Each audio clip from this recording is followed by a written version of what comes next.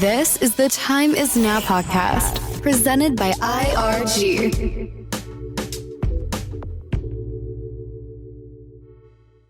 Welcome to Season 2 of the Time Is Now podcast, hosted by your team at IRG. We have the broker, Giovanna Guzman, Jangis Bayerli, Leo Mills, and Justin Villa, real estate specialists. So, today's topic is why Miami?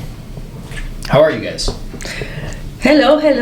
Welcome back. I'm so excited to be here today. What better to start this season than on Valentine's Day?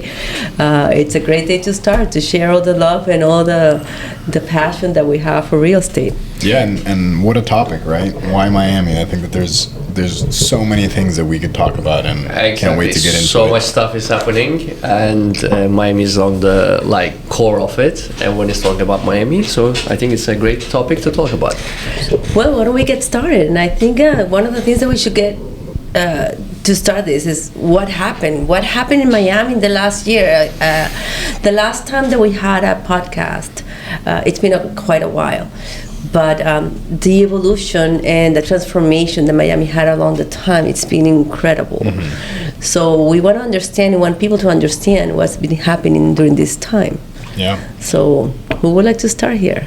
So I guess it's been, 3 years since the last podcast? Yeah, give or take. Probably around the times where we were locked down, and I think that the things that happened around 2020 had an enormous impact on how the city has developed, right? I think it was a confluence of different situations that really helped the city evolve to what it is becoming now, right? We had legislation or differences in legislation that made Miami much more attractive than other places in terms of restrictions, in terms of how you live.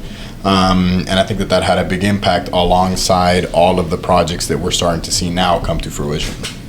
Exactly, and our mayor, Suarez, has been, during COVID, has been going to California, getting all these technological companies to invest in Miami, and there's so many startups that we see actually growing up over here in the Miami market, and there's so many people moving from California also to California and Texas and New York. Yeah. It's funny because when you ask all these new projects and new developments, like who's your buyer, right? Who's buying? And everybody's saying it's nationwide. I mean, it's something that it's the local market. Before, and especially the 2 years or 3 years ago, it was more the international client, the one who will buy and invest in Miami. Mm-hmm. But now the word spread out and everybody knows what we have here and discover Miami.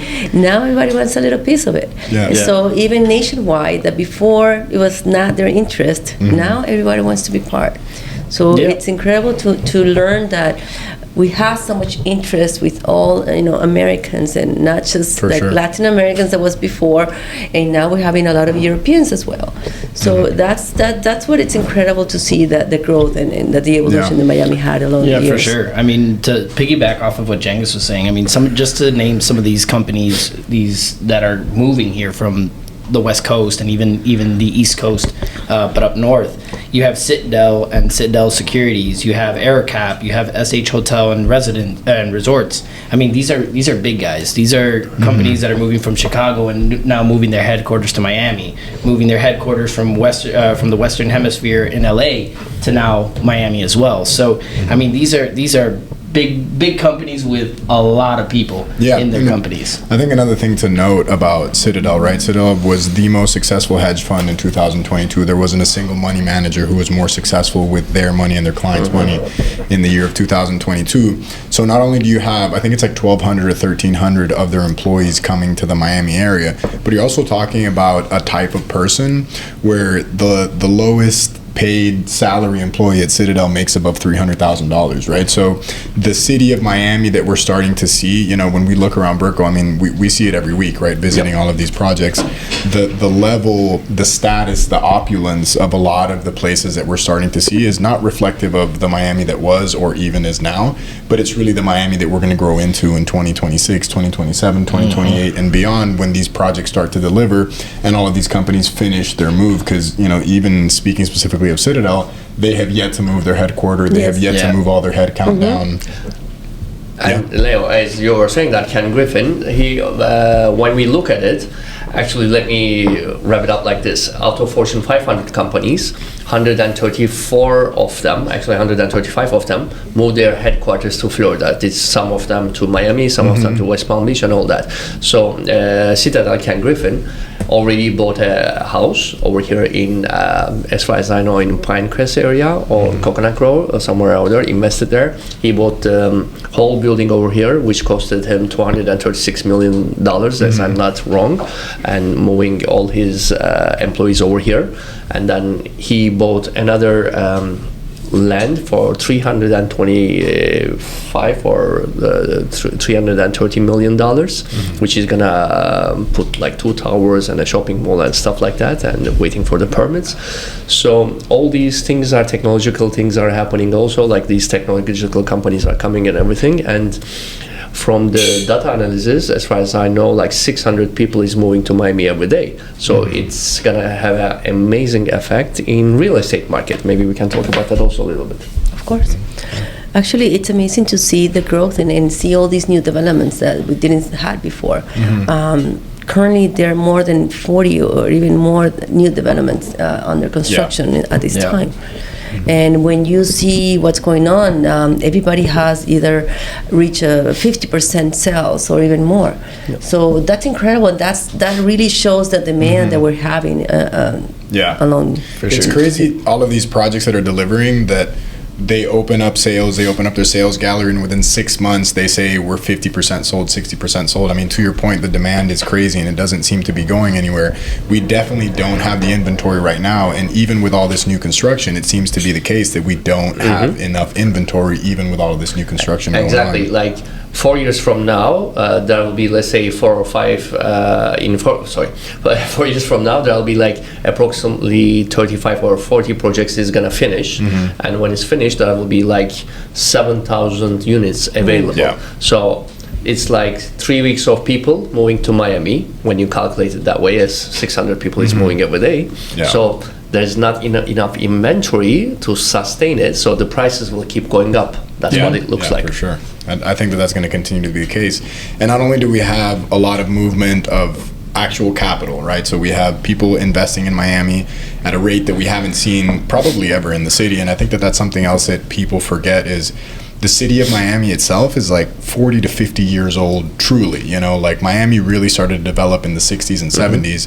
So I make this joke and this comparison, right? And I'll make the disclaimer, we're not financial advisors, but if you were able to invest in real estate in New York in 1920, would you? And I think that that's kind of the case right now. Like, where Miami will be in 2120, we're right now at an opportunity to buy in a city that 100 years from now is going to be just probably the center of the world. And I believe that to be the case for sure. Yeah, for sure. I mean, even I'm born and raised here, and I'm a special species here in the office. Actually in Miami. Yeah, exactly. Let's expand it to that. Here. Exactly. Yeah. So, I mean, it's definitely incredible to see what has already changed in the last 3-4 years, and what's expected to change within the next 5-6 years.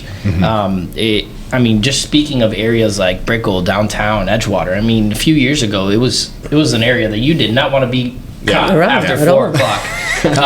So, I mean, just to have these areas developing and bringing these new projects, and these people. luxury brands, because you see around and just downtown and Brickell, you see it's just the top of the top, like Waldorf Astoria. You see Mandarin, Oriental. You see St. Bridges. Then you see brands like all like the Hilton. You have all these major brands. All the major brands. Aston Martin is just finishing, and then you have all these new ones coming along in this area. We could go for days. It's nonstop. Talking about new projects. Exactly. Crazy. I mean, it seems like every single day we're invited to a new groundbreaking, a new sales gallery. Some project is celebrating the fact that they're 50% sold, 60% sold.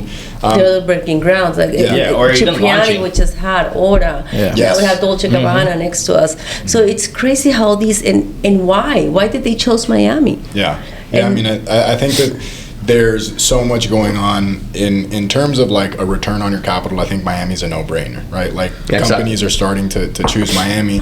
But Justin, you've seen it better than anyone. I was born and raised in Central America, but I've been coming to Miami my entire life. Miami was always somewhat of a second home, and I've seen the evolution of the city over a 20-year period that I can recall. I mean, 5 years ago, you'd have a hard time finding like a really good slice of pizza in Miami. And now you have like 5 or 6 places, Lucali, Mr. O1, places that have like literally amazing world-renowned pizza that before we didn't have. So from a cultural standpoint, Miami is also evolving because from the museums to the food to the activities to the sports teams to Formula One to the World Cup in 2026, the city is not Let's talk about sports. Exactly, yeah. Exactly. There's a cultural explosion and evolution that's happening in the city that aligns with everything that is happening with the construction. And I think that it's that convolution of things from, all of the things that happened around the world in 2020, but also the city of Miami growing, Miami FC, people like David Beckham and Messi and Ken Griffin seeing Miami as a hub for culture, for investment, and then all of those things coming together at once. Yeah, I mean, a good one to even add to that is Jeff Bezos. Yeah. Yes. I was just going to say that. Yeah. The fact that he's moving here as his primary residence is nuts. Huge. I mean, I saw something on Instagram the other day that said that he will save over $600 million in taxes just moving to Miami. Exactly. Which is an absurd amount of money. Yeah. Because there's no state tax. Exactly. So. Which is why we attract so much of the other places as well from the U.S. Yeah, and even at a smaller scale, I saw something on Instagram as well that said like the average New Yorker saves about or puts an additional $100,000 in their pocket by moving to Miami. And it used to be that Miami didn't have all of the things that we now have, right? Like when you think about the scale and the amenities, like Miami just wasn't really there. I'm blown away with the amenities that we see now in a lot of these buildings, from wine cellars to vaults to pools to spas to Jengus's favorite cigar lounges. Yeah, touche. Yeah, I agree. Exactly. Let me tell you something. Like, I've been here a long time. I've been in Miami for a long time doing real estate. I've been doing it for more than 20 years. I've been part of this evolution. I've been participating in all these new projects, since many years ago. But for me, it's funny to see the evolution of Brickell. I remember Brickell when it was all cranes, which it's now again all cranes. But now you have the activity and the dynamic of the city going on. When we moved to Brickell, because we used to live like towards Coral Gables, and now we came to Brickell. For me, I used to see Brickell like they're so boring. Maybe for a single guy it will be something nice to be around, but for a family it was like I didn't want to bring my children and live here. But since we moved, we discover in a way that, oh wait, this is not what I used to be. Yeah. This is so much different now. And I found that just, it's not just about the proximity that we have, of course, coming to the office. It's just a walking distance. But also everything that is around us, the culture, all the museums, all the art around us, then all the entertainment area very close to us as well. Now we have the shopping. Before there was nothing. There was no way to go shopping around here. And now, especially after pandemic, all the new chain of restaurants. Yes. This is something that evolves so much. Before, you couldn't find a nice restaurant. Well, you can count them. It was like 5 restaurants in the whole Miami. That's so and true. that's it. And that was the restaurants that were there for many, many years. Correct. It was always the same ones. There was new restaurant, that's it. But now it's like every other month there's something new. Yeah, And something along. that's good. Yeah, like no, not for just sure. new, It but is. really good food. Yeah. Exactly. I mean, you have a lot of Michelin star chefs 100%. bringing new restaurants in town, Definitely. which is tell us about what's going on. Yeah. It's what the city wants. It's what the people and this new population of the city wants. And not only wants, I think it's what the city needed, right? Exactly. I mean, the city needed that growth. It needed that expansion. It needed what happened after the pandemic to happen because, I mean, we were one of the least affected states. Yeah. So I mean, there's a reason to that. Yeah, to your point, the bones were there, right? Like from a transportation standpoint, like you could be on a plane and be in Madrid in 6-7 hours. You can be in Bogota, Colombia in 3 hours. Like from Miami, you can get to pretty much any. I mean, you just got back from Turkey 2 days ago. Exactly. Only 12 hours. 3-day trip. So I think that from the cruise ships, right? Like that's something that the bones were there for an evolution of the city that we're starting to see now. And I think that Mayor Suarez, a lot of people say, he just got lucky, but at the end of the day, he brought a lot of attention. He did a great job. I think so too. It has not to do with luck. He worked very hard. And it's not about politics. It's not that we're going in favor or against it. No, I think he did the right call at the right time. 100%. Yep. And we see, the projects, the infrastructure investments, Brightline was huge, and obviously that was like a public-private partnership. That's now Richard Branson.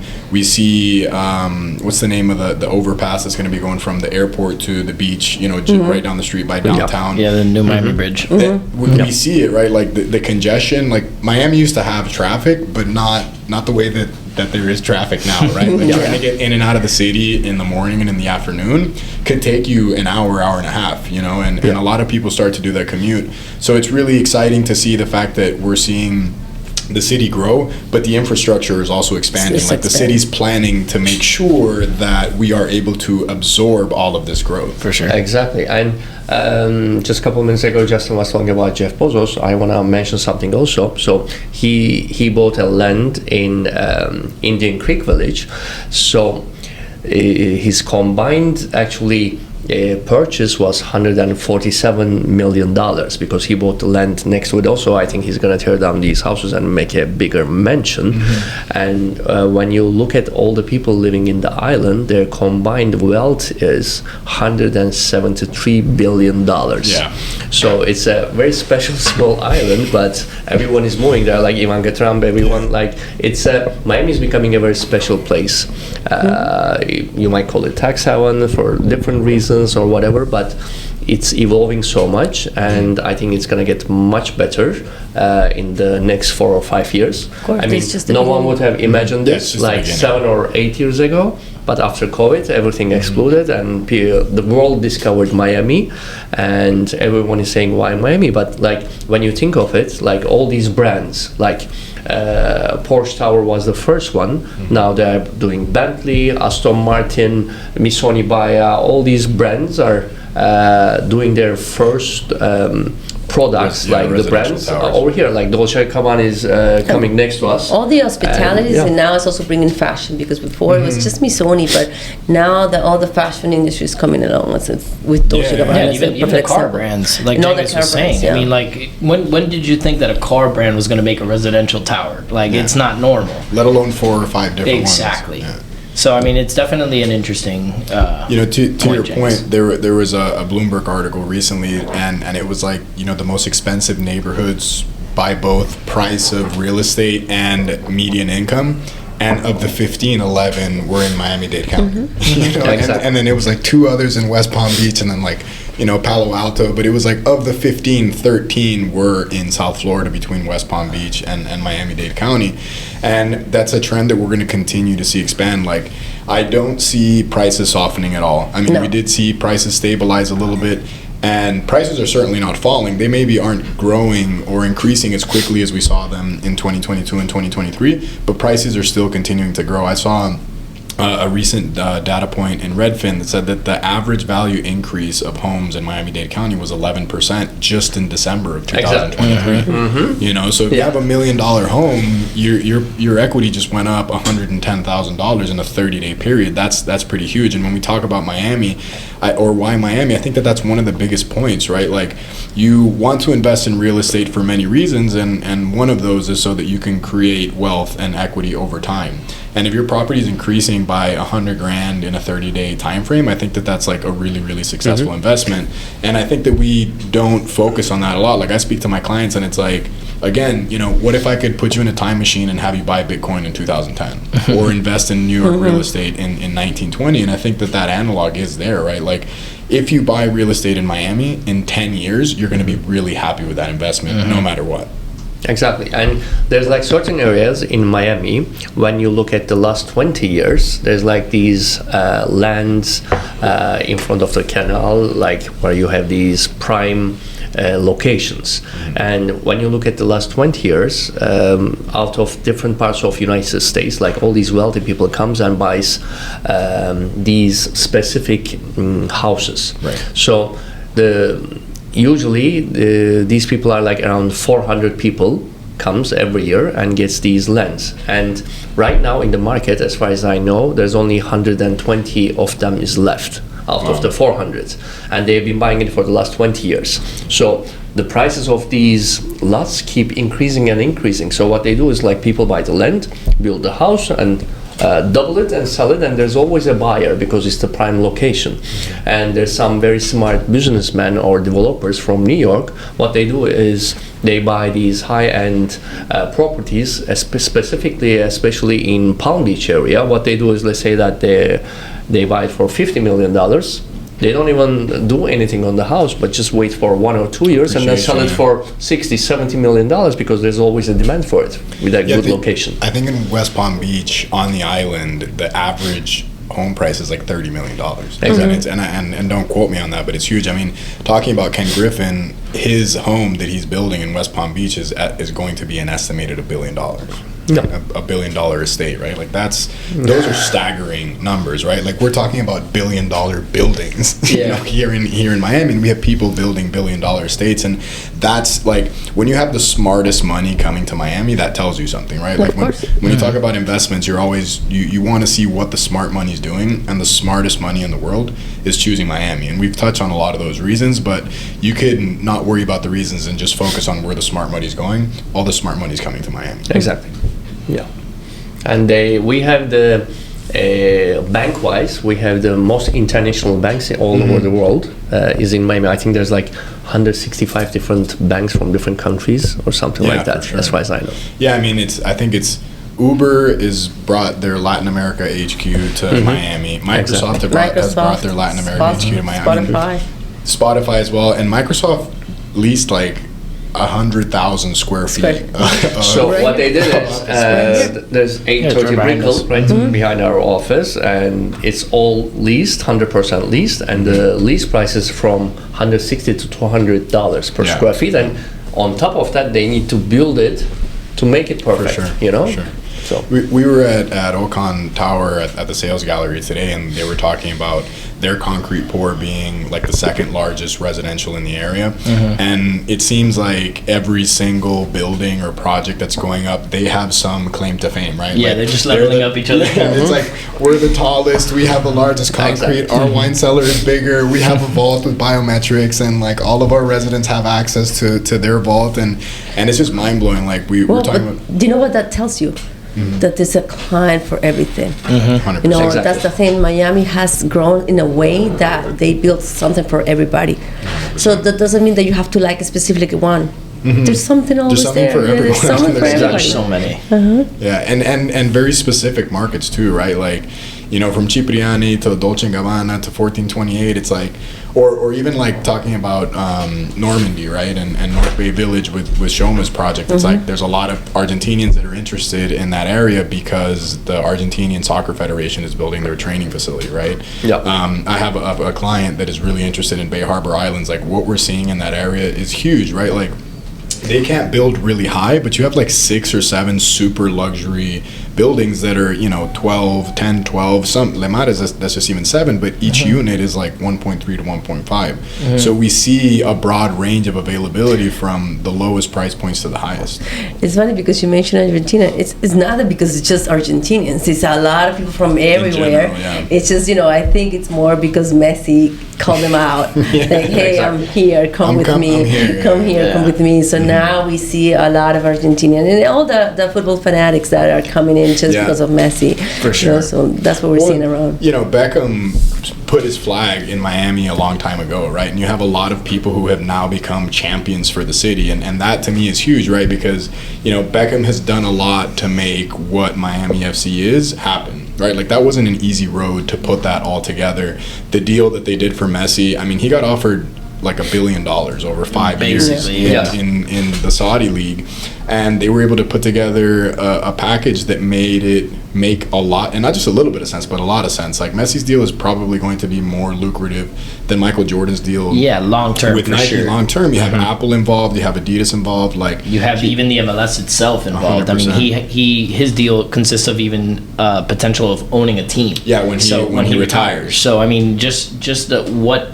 Like you said, I mean, basically not only just the deals that he got in cold hard cash, but the incentive in the long term. Yeah, for right, sure. like he's getting a percentage of the viewership from Apple because Apple has the rights. He's getting a percentage from Adidas from uniform sales. He has the ability to acquire a part of the team as an investor once he retires.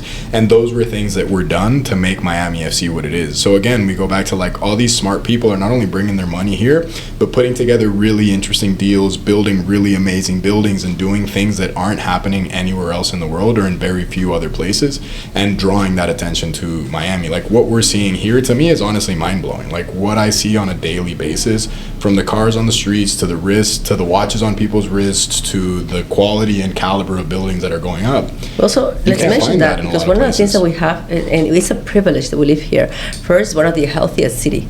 I think in the U.S. the healthiest city. Mm-hmm. But also, let's talk about security. Yeah. You know, you just mentioned, people with their watches. We feel, and for us, it's normal. You can walk around, you can wear your jewelry, you can have everything, and you feel safe. Yeah.